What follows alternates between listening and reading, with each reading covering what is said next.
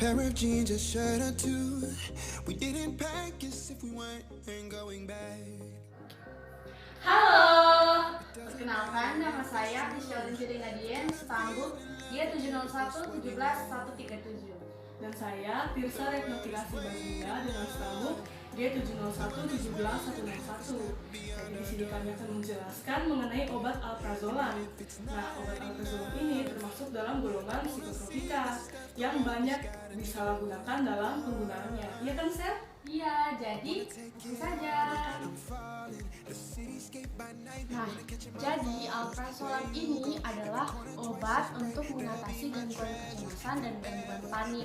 Obat ini dapat mengurangi ketegangan psikologis yang dirasakan, sehingga membuat orang yang mengonsumsinya dapat merasa lebih tenang.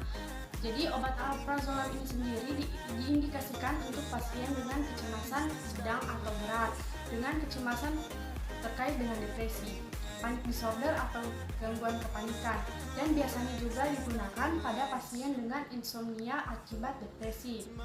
Nah, alprazolam sendiri bekerja di dalam saraf otak untuk menghasilkan efek menenangkan dengan meningkatkan aktivitas zat kimia alami dalam tubuh yang disebut asam gamma aminobutirat atau GABA.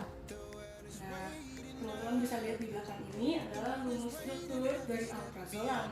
Alprazolam ini adalah turunan triazol dan benzodiazepin yang disubstitusi dengan gugus fenil pada posisi 6, dengan atom klor pada posisi 8, dan dengan gugus metil pada posisi 1.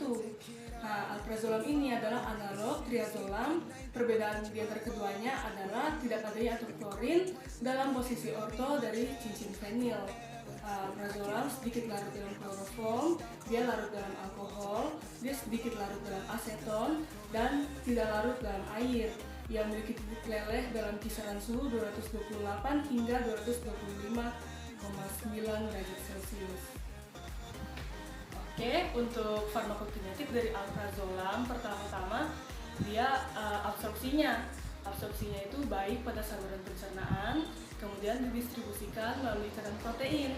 Nah, distribusi dari alprazolam ini dapat memasuki plasenta, bahkan memasuki ASI juga. Itulah mengapa untuk alprazolam dalam kategori kehamilan, dia masuk dalam kategori D, di mana dia berbahaya untuk janin dan dapat menyebabkan efek teratogenik dan juga bersifat toksik.